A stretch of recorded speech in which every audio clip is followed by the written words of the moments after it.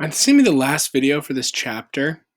And I think I'll probably do some videos for probability, but I'm almost done making videos for the year, which is kind of crazy. I'll probably use these for years to come, but it'll forever be a product of um, the absolute nightmare that has been the last 18 months. But anyways, let's try and talk about surface area. So we've gone over polyhedrons. We know that they have faces. We don't really call them sides. We call them faces because it gets a little confusing because like two-dimensional shapes have sides. So obviously, casually, if I was holding up, a 3D shape in front of you, you would probably point to the different sides of it. But on a technical level, we're going to call them faces. And then the actual places where the faces meet, we call edges. And then where more than three edges meet, you've got the vertex. All right. So if each face is a polygon, then each face has its own calculable area. This is what we call the surface area. For this, I want you to think of yourself like a painter. You don't care about what's on the inside. You just need to paint the outside. So if you've been paid, I guess that's maybe not the world's best analogy, because what if you're paid to paint the inside of the house? But let's assume, for sake of argument, you're paid to paint the outside of the house. You're really not that concerned with the space, the square footage of the home. You're like, what do I need to paint? The end. So with surface area, it's just area formulas.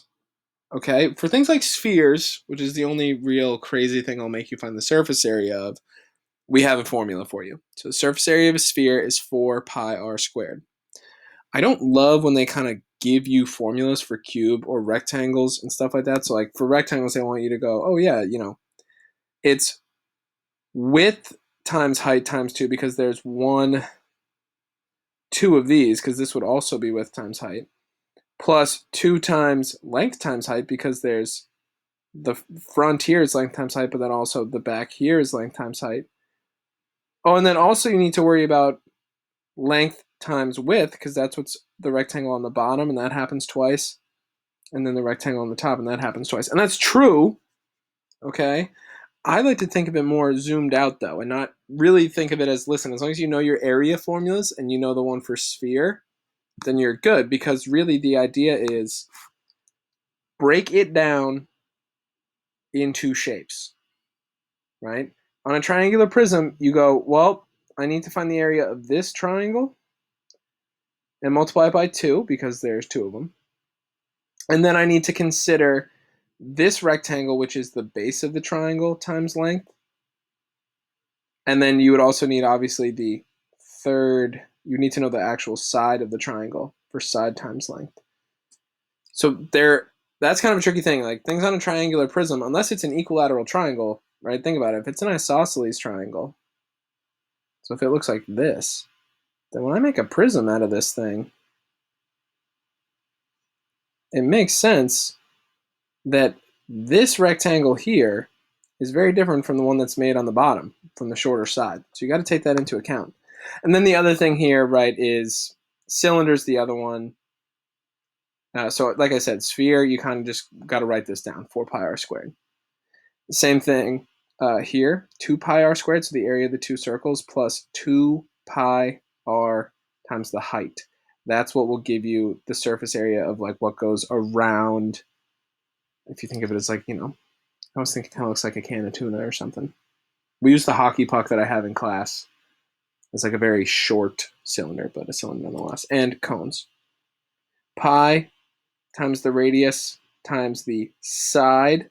What's the length down the side of the cone? Plus pi r squared. Right, plus that bottom circle. So just kind of write, like these ones up here, you kind of need to write down and be ready to operate with. That's kind of been our MO for this chapter. Is I don't want you to focus on memorizing because it's so many formulas.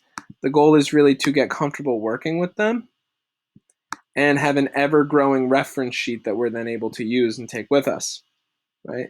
And then with the prisms, it's all about, I think it's less about writing this down and seeing this as like some foolproof thing that works every time, and more about, are you a critical thinker? are you going, well, when I look at this rectangle, I can't just do length times height times 6 because it's not a cube. They're not all the same size.